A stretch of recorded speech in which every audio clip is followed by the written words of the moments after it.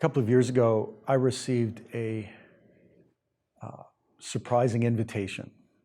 Some friends of mine are clergy in Charlottesville, Virginia, and they said to me, sent me an email, and they said, listen, we've had a number of Ku Klux Klan rallies here in Charlottesville. I didn't know this, but they said apparently there's a group of people who are planning the next Civil War, and they would like Charlottesville to be the capital of the new Confederacy. And they said in a couple of months, there's going to be a big rally here. They're going to bring together a group of white supremacist and neo-Nazi groups and have a big rally here in our town. And we have a lot of African-American folks and Latino folks, and we have an immigrant community here. And we know that they're going to be very frightened by these folks who are showing up. We just learned, my friend said that a militia group from Pennsylvania is coming down. There's going to be lots of guns here, and it's going to be a dangerous time. And some of us in the clergy just feel we can't let this happen in our town without us making a stand and saying to the folks who are threatened by these white supremacists that we, the clergy, stand with you, and we stand for peace, and we stand for love, and we aren't going to let our city be taken over by these folks without having a counter presence.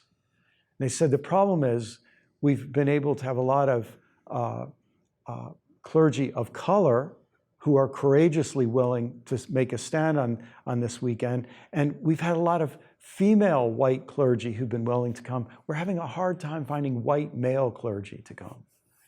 And so they said, we're desperate. Any chance you could fly up and be with us for that week? Well, how can you say no to an invitation like that? Although I must admit, she's since forgiven me, but I didn't tell my wife any of the details of what was bringing me to Charlottesville because she would have been too nervous. And I must say, it was one of the most scarier moments, really, scarier experiences of my life, to be surrounded by that many people carrying guns and to see things I never thought I'd see in my life. In an American city, see people carrying guns and baseball bats and torches and Confederate flags and Nazi flags, swastikas, walking down streets. It was a stunning day I'll never forget.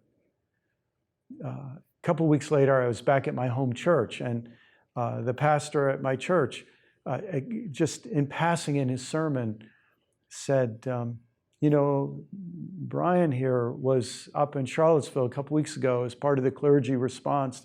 And he just said that in passing. As soon as the service was over, an older gentleman came up to me and he got right in my face. And he said, I do not respect what you did. I think you were wrong to do that. And he just gave me this lecture and kind of read me the riot act in the aisle of the church. When I hear this passage today, where Jesus says, I didn't come to bring peace, but a sword, I remember how I felt that weekend and how I felt in the aisle of my own home church, to realize that Jesus' work as peacemaker often makes things worse before they get better. You know, Martin Luther King Jr. is celebrated and respected today, but you know what they called him? They called him an agitator and a communist. They felt that he was pushing too hard, too fast. He was one of the most hated men in America. So when Jesus says, I have a baptism to be baptized with, and I'm under so much stress until it's accomplished, I understand from being where I was that weekend in Charlottesville and from standing in the aisle of my own home church, having this man right in my face who didn't even know me but was furious at me. I understand.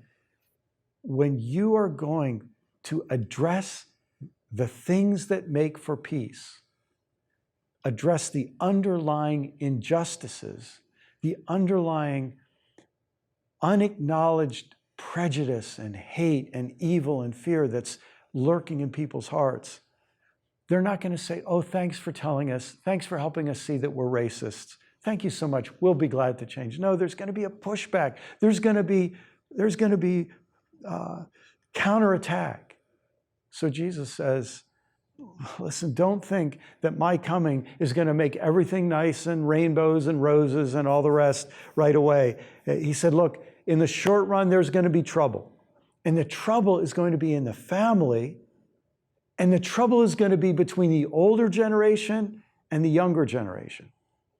Fathers, sons, mothers, daughters, daughter-in-laws, daughters, mother-in-laws.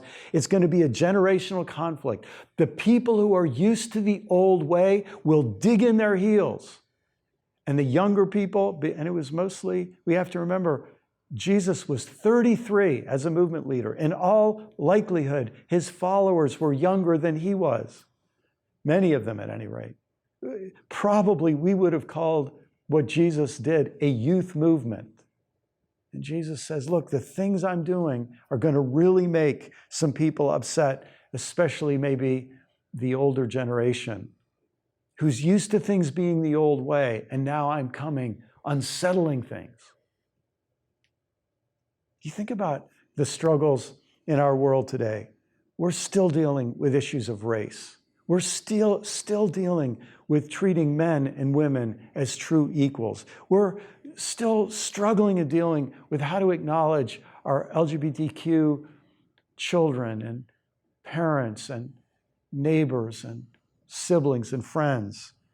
We're still struggling with what we're going to do about our entire ecosystem that has been shifted out of balance by our economic system. And we've got to know that in this moment, if we stand with Jesus and do the work of Jesus, we're not just going to have everybody saying, oh, thank you. Thanks for telling us that we need to change from dirty energy to clean. Oh, thanks for telling us that we've got to confront our old assumptions about race or gender or whatever. Oh, thanks. We'll be glad to change. No, it's not going to happen. People are going to be upset. When Jesus came, he was not a pacifier. He was not a law and order dominator. We're going to bring peace by making everybody knuckle under. He was an agitator. He was a fire starter. He knew that things had to heat up before people would wake up.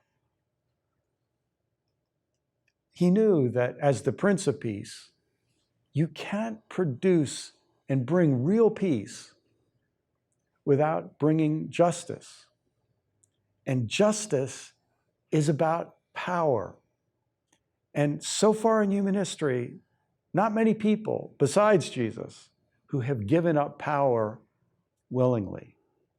And so confrontation comes. Things heat up. It was true in Jesus' day. It's true in our day. Sometimes things have to get worse before they can get better.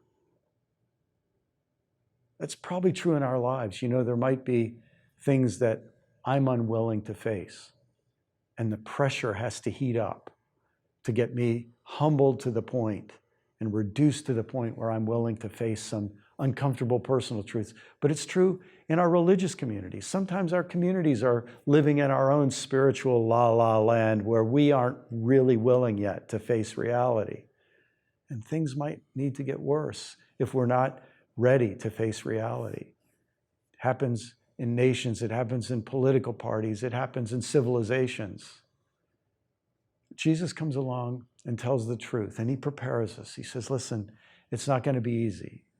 Things might get worse before they get better. We might have to heat things up and stir things up before we can wake people up. Amen.